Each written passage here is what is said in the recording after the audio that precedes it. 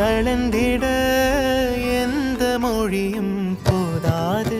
இவன் அண்ணன் பாதி தந்தை மீதி ஆனானே ஆனானே. தம்பி என்ற நிலையை கடந்து போனானே போனானே.